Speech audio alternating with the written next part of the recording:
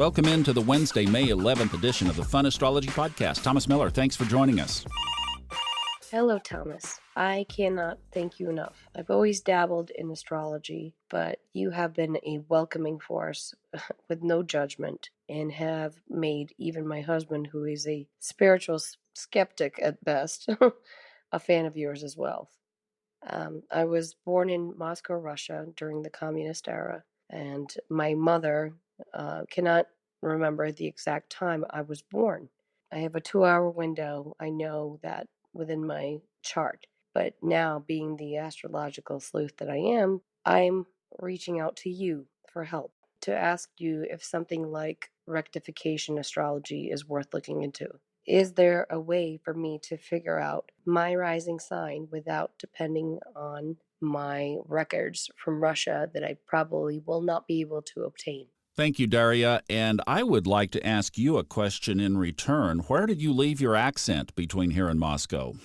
I would love to know what you did to speak such pristinely beautiful English. And thank you for bringing your husband into the conversation as well. And I'm glad that it serves both of you.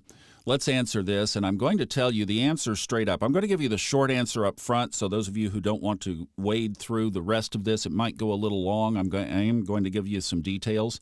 So those of you who just want the quick answer can roll on. The answer is absolutely yes. You want the most accurate birth time you can get. Now, why is that? Well, because it affects, as she said, the ascendant, which affects the way that the houses are laid out in your chart. You know, I think about somebody like Wayne Dyer. Dr. Wayne Dyer lived in multiple orphanages before he was 10 or 12 years old. How is somebody like that going to find the exact time of their birth? I mean, there you might even not have the right day. And that's important because just like what happened yesterday, if you were off that far, you could miss Jupiter's sign. It could be 29 Pisces or it could be 0 Aries. The moon, obviously, changing signs on a given day. So sign changes is one big area. Houses would be the other in the natal chart. And then, of course, we're talking about the placement of the ascendant and the midheaven. Now, those two ripple down and become enormously important in the progressed charts. So either the secondary progressions or the solar arc charts. 4 minutes makes a huge difference. So you really want to know as accurate of a birth time as can be. Now, Robert Glasscock has a rectification technique that we are going to unveil. I'm going to tell you a little bit about it here so that you can start looking at some things in your chart, and then we'll give you the details on the other podcast. But the guy that I use that did my own rectification, because I had mom saying about 8:30, and I was born in 1959, and for whatever reason, they didn't put the time on my birth certificate. So I gave this to a guy by the name of Joseph Archiga, and he runs a website called harmoniclife.com, HARMONICLIFE, that's all one word, .com, harmoniclife.com. The website is a little wonky. You've got to buy tokens, and you've got to go to the rectification tab, and then it's like you get the email.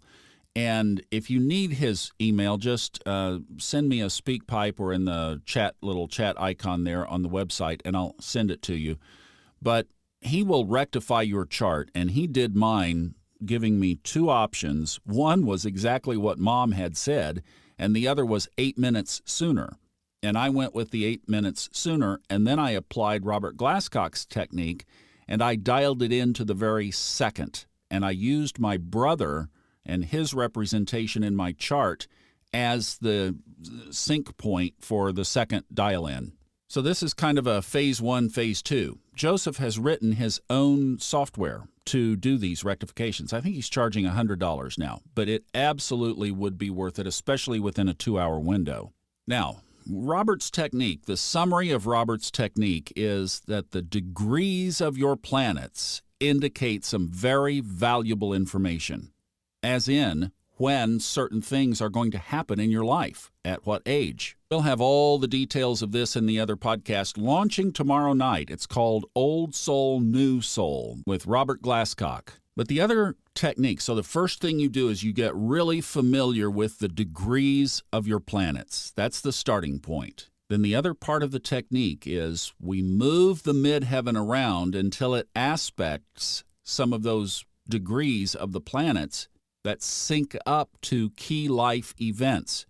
So the second thing you want to do, and you'll need this for Joseph anyway, is make a detailed list of key life events for you, your family, your parents. Run that list up into your 20s, no further than 30, but certainly marriage, birth of kids, divorce, parents' divorce, grandparents' death, certainly death of a parent, especially in those early years. So that's the homework between now and the other podcast. I'm hoping we release that one very quickly because it is the starting point. And then we'll show how we can move that midheaven around. And if it doesn't show up in the midheaven, it can also show up in the ascendant.